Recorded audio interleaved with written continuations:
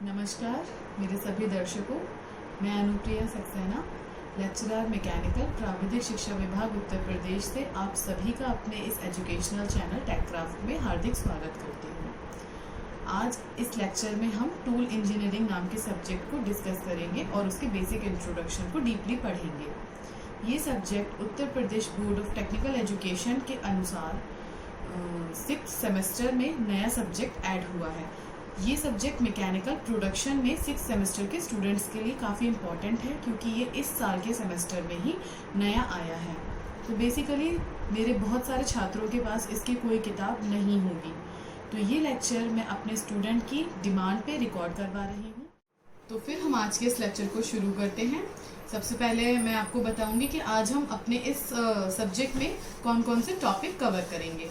हमारा सब्जेक्ट है tool engineering. हम इसका चैप्टर नंबर 1 आज शुरू करेंगे बोर्ड ऑफ टेक्निकल एजुकेशन के सिलेबस के अकॉर्डिंग। ओके, तो हम इसके चैप्टर 1 जो कि हमारा है cutting tool and it's material.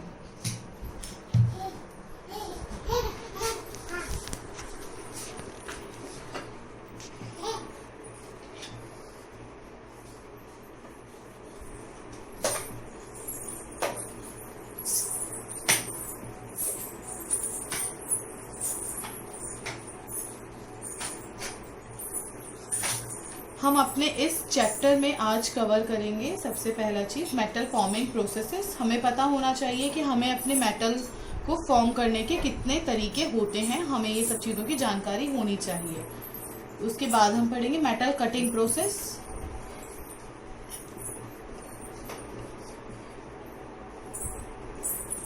उसके बाद थर्ड हम पढ़ेंगे टूल्स क्लासिफिकेशन। हमारे टूल्स को हम कितने पार्ट्स में क्लासिफाई कर सकते हैं। और उसके बाद हम चौथा पढ़ेंगे टाइप्स ऑफ टूल मटेरियल।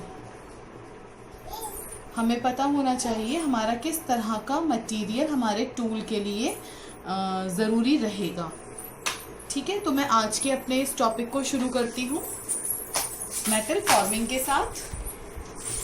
इससे पहले मैं आप लोगों को बताना चाहूँगी कि टूल इंजीनियरिंग नाम के सब्जेक्ट का आपके सिलेबस में इंट्रोड्यूस कराने का मेन मकसद क्या है। तो आप जैसे कि जानते हैं सभी की प्रोडक्शन ब्रांच है। प्रोडक्शन ब्रांच के लिए इम्पॉर्टेंट सब्जेक्ट है।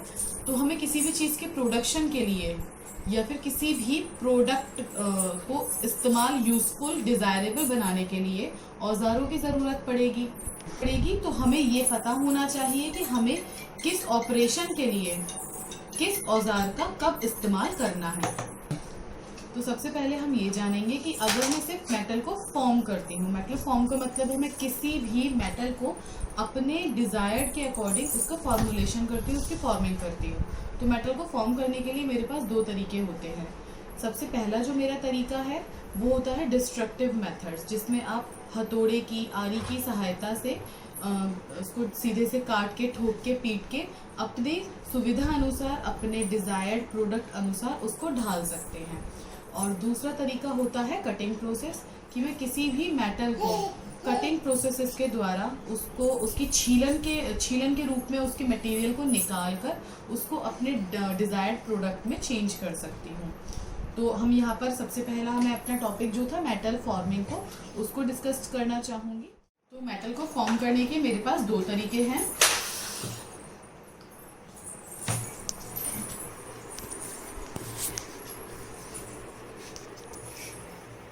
जिसमें से पहले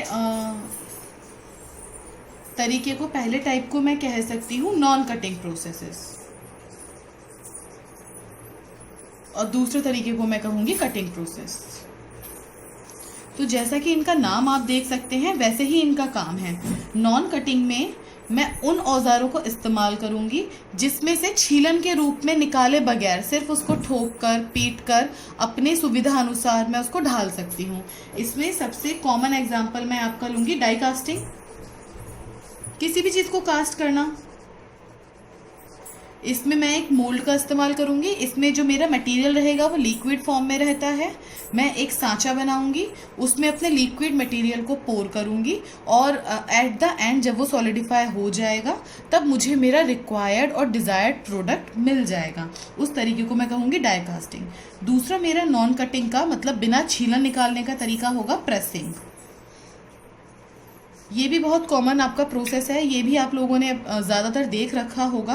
प्रेस का मतलब है कि मुझे अगर किसी भी मटेरियल की पतली चादर बनानी है तो उस मेटल को मैंने अपने प्रेस के बीच में रखा और फिर मैंने उसके जो नीचे वाला सरफेस रहता है वो उसका फिक्स रहता है, ऊपर का जो उसका सरफेस होता है मेरी प्रेस का वो मूवेबल रहता है और उसको रैम की सहायता से मैं अपना पुश करूंगी और वो मेरी नीचे वाले सरफेस से टकरा कर उसके बीच में जो प्रोडक्ट होगा उसको चादर की फॉर्म में पटक कर पीट कर चादर बना देगा। इसको मैं कहूँगी प्रेसिंग।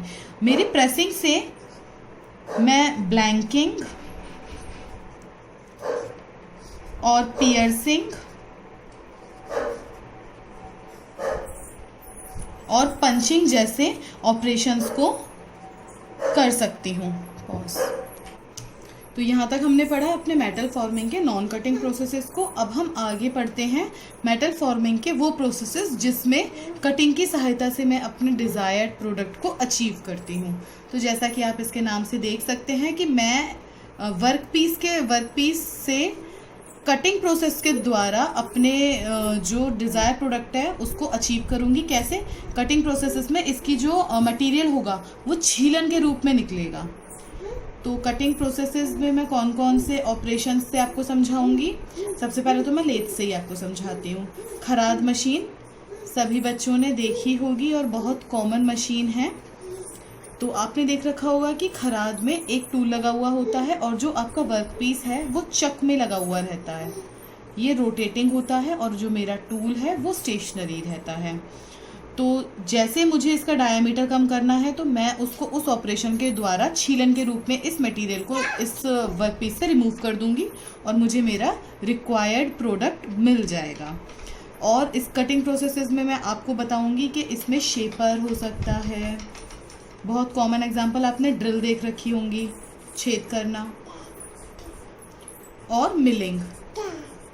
ये कुछ ऐसे ऑपरेशंस हैं जो कटिंग प्रोसेसेस के इस्तेमाल से मुझे मेरे वर्कपीस से डिज़ायर्ड प्रोडक्ट की तरफ ले जाते हैं। ठीक है, अब हम आगे बढ़ेंगे। कटिंग प्रोसेस हमारा टॉपिक चल रहा था। अब हम पढ़ेंगे इस कटिंग प्रोसेस के ही सब डिवीजन पार्ट में कह लूँ या फिर इसको एक नया टॉपिक कह लूँ, टूल्स, कटिंग प्रोसेसेस के टूल्स। तो सबसे पहले मैं टूल्स को पढ़ने से पहले मैं आपको बताना चाहूँगी कि कटिंग प्रोसेस का मैकेनिज्म क्या रहता है। तो मैं आपको ये चित्र के द्वारा समझाना चाहूँगी कि ये मेरा कोई भी एक वर्कपीस है, सिलेंड्रिकल वर्कपीस है। अब मैं चाहती हूँ कि मैं इसका डायामीटर, ये किसी भी डी डायामीटर का होगा, तो मैं चाहती हूँ कि मैं इसका डायामीटर कम करूँ और इसको डी डैश में ले आऊँ, और डी डैश जो होगा वो मेरे डी से कम होना चाहिए। तो अब मैं क्या करूँगी, मैं इसको कटिंग प्रोसेस के द्वारा छीलन के रूप में इसके मटेरियल को इसके वर्कपीस से रिमूव करके अपने डिज़ायर्ड प्रोडक्ट को अचीव करूँगी। तो इसका मैकेनिज्म कुछ रहेगा इस तरीके से।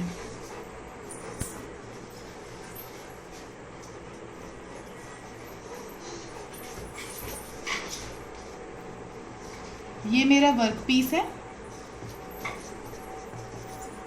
ये मेरा वर्कपीस है। इस पूरे वर्कपीस का डायामीटर है डी।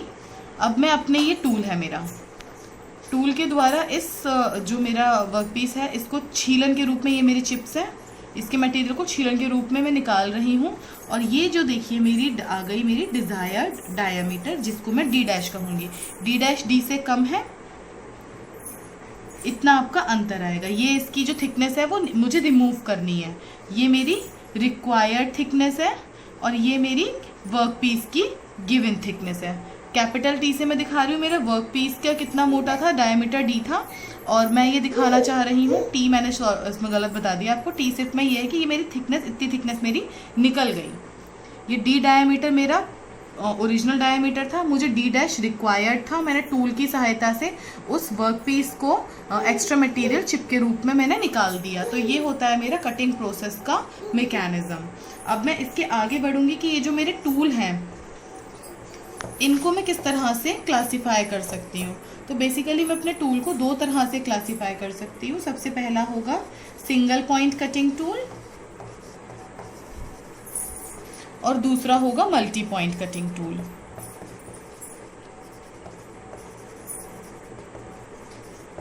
अब जैसा कि इसका नाम है वैसे ही इनका काम होता है। सिंगल पॉइंट का मतलब है कि सिर्फ उसका एक ही सिरा आपका कटिंग एज की तरह इस्तेमाल होगा। पूरे के पूरे टूल का सिर्फ एक सिरा आपका कटिंग एज रहेगा। तब मैं उस टाइप के टूल को, उस क्लासिफिकेशन के टूल को मैं कहूँगी सिंगल पॉइंट कटिंग टूल। जिसमें मैं आपको एग्जांपल दे दूं कि सिंगल पॉइंट कटिंग टूल आप कहाँ देख सकते हैं। सिंगल पॉइंट कटिंग टूल आप लेथ में देख सकते हैं, शेपर में देख सकते हैं, प्लेनर में देख सकते हैं। अब मैं अगले अपने टॉपिक की बात करूंगी जो है मल्टी पॉइंट कटिंग टूल। तो मल्टी पॉइंट कटिंग टूल का मतलब है कि उस टूल के एक से ज़्यादा जो एजेस होंगे, एक से ज़्यादा जो उसके दांते होंगे, वो कटिंग टूल की तरह इस्तेमाल होंगे। जैसा कि मैं इसका सबसे पहला एग्जांपल मिलिंग लूँगी, क्योंकि मिलिंग आपको सुनते ही दिमाग में एक कटर की इमेज बन जाएगी। कटर की जो पेरीफेरी है वो सर्कुलर रहती है। इस सर्कुलर पे आपके पूरी पेरीफेरी पे इस तरीके के दांते बने रहते हैं। इसका हर दांता इसका कटिंग एज होता है, मतलब हर दांत इसका छीलन के रूप में मटेरियल को रिमूव करता है। एक से ज़्यादा दांते होगा, इसलिए मैंने इसको कहा मल्टी पॉइंट कटिंग टूल। ये है मिलिंग, सॉरी।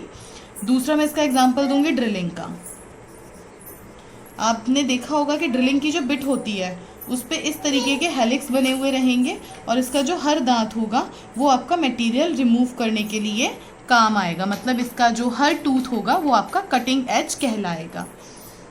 और इसका तीसरा मैं आपको एग्जांपल दूंगी ग्राइंडिंग का।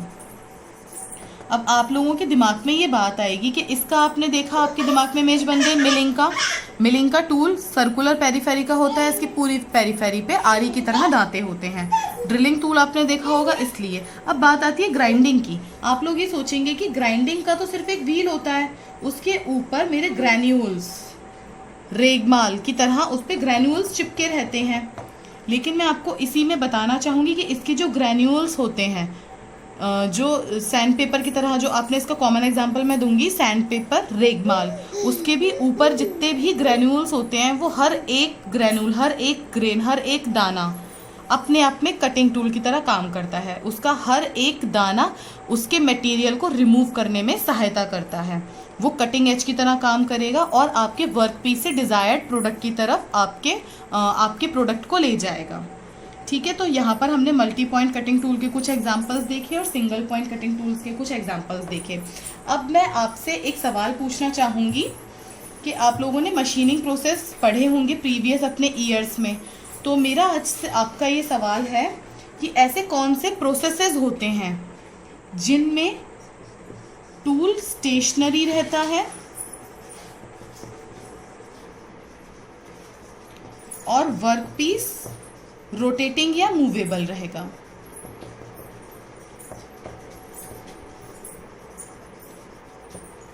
ठीक है, और वाइस वर्सा। वाइस वर्सा का मतलब होता है इससे उल्टा।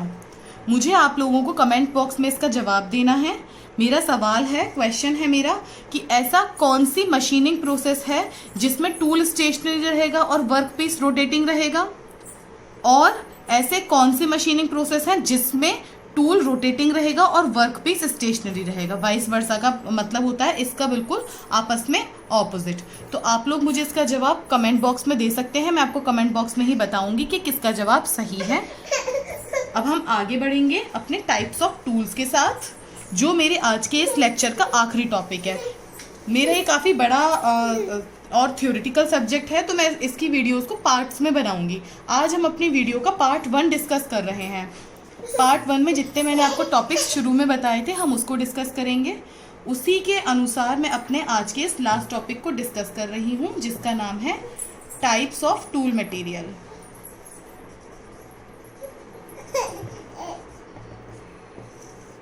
इसमें सबसे फर्स्ट पॉइंट है मेरा HSS, इसकी मैं फुल फॉर्म आपको लिख के दिखा देती हूँ, high speed steel. Types of tool में सबसे पहला है मेरा हाई स्पीड स्टील, दूसरा है सीमेंटेड कार्बाइड, थर्ड है सिरेमिक टूल्स और फोर्थ है मेरा डायमंड टूल्स।